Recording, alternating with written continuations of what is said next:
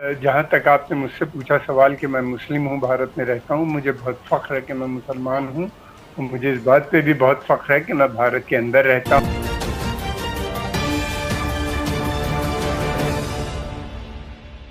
और भारत से मेरे साथ मौजूद होंगे भारतीय सहाफ़ी कमर आगा साहब और रोहित शर्मा साहब। आप सबका बहुत शुक्रिया ज्वाइन करने के लिए।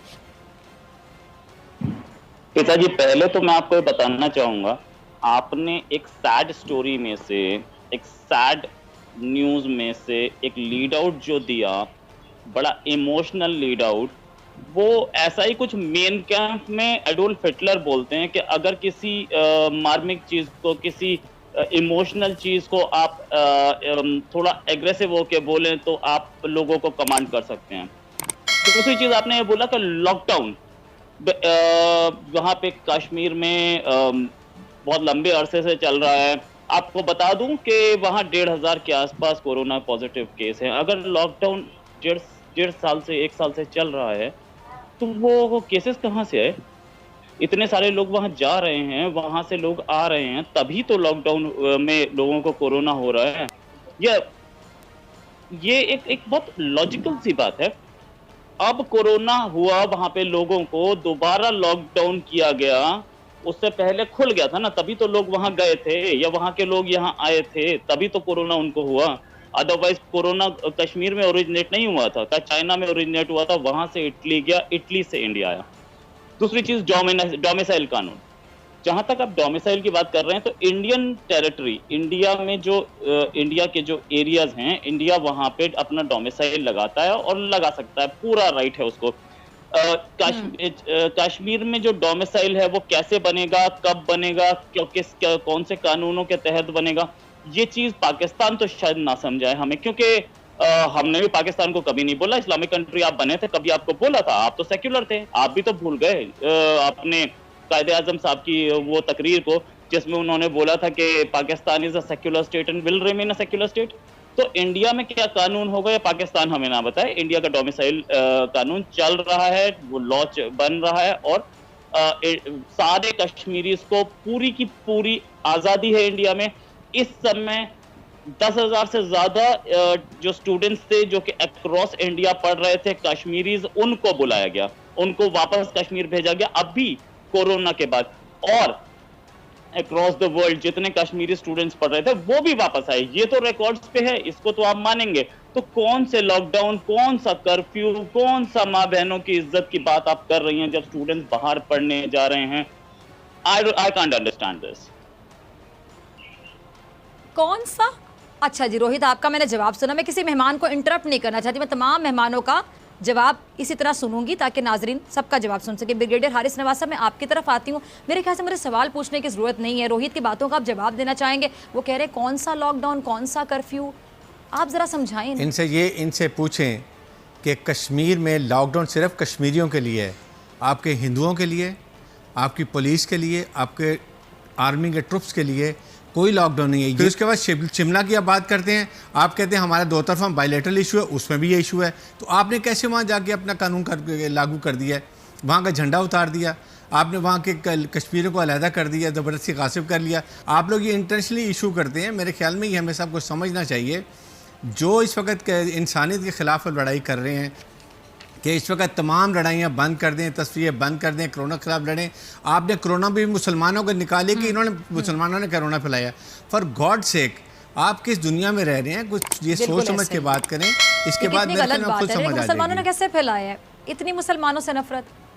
ठीक है, कमर आगा साहब, आप भारत में रहते हैं और आप मुस्लिम भी हैं। भारत में जो मुसलमानों के साथ हो रहा है कमर आगा साहब, आप उसकी हिमायत करते हैं, मुखालिफत करते हैं, या भी रोहित की तरह कहेंगे कि कहाँ हो रहा है और मुझे दिखाएं कहाँ हो रहा है?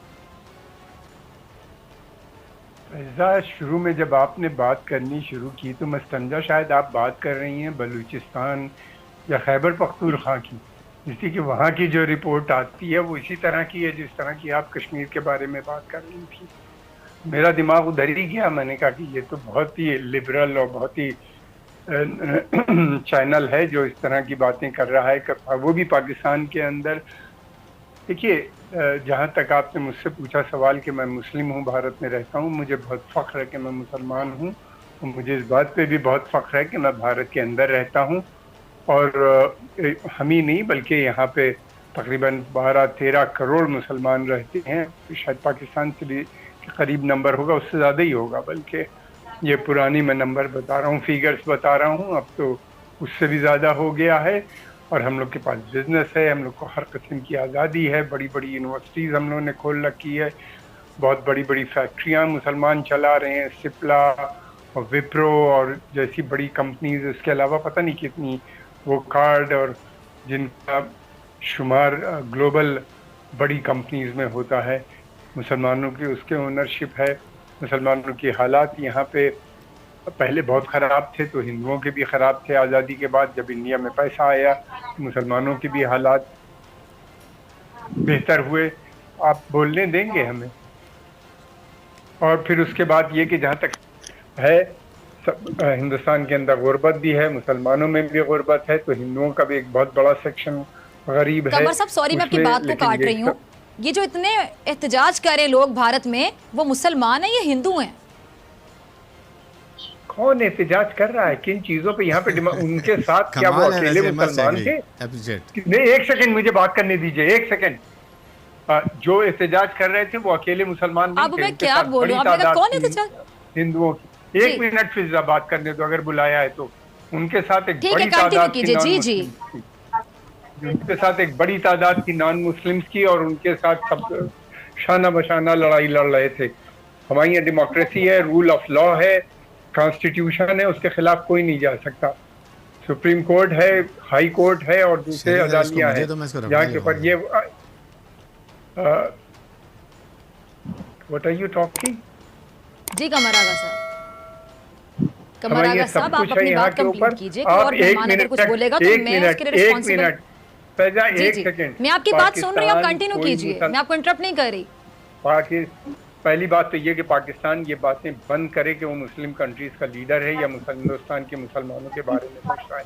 हमें कोई ज़रूरत नहीं है आपकी मदद की, हमें कोई ज़रूरत नहीं है आपसे किसी किस्म की मदद की।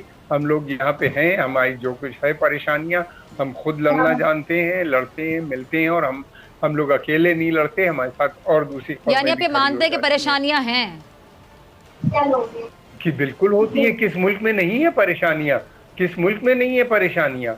इकोनॉमिक क्राइसिस है, हमारे यहाँ हम पे भी है, राइट भी होते हैं, झगड़े भी होते हैं, और फिर उसके बाद अदालत में भी जाते हैं, और उसके बाद हमको वहाँ से निजात भी मिलती है, छूट भी मिलती है। ठीक है जी कमर साहब, आपका पॉइंट आगे, मैंने आपको इंटरप्ट नहीं किया, ठीक है। मलिहा, कमर साहब की आपने गुफ्तगू सुनी, क्योंकि पाकिस्तान ने पिछले 1.25 साल में माशाल्लाह जितना इम्प्रूव किया है अपना ग्लोबल लेवल पर इंटरनेशनल इमेज।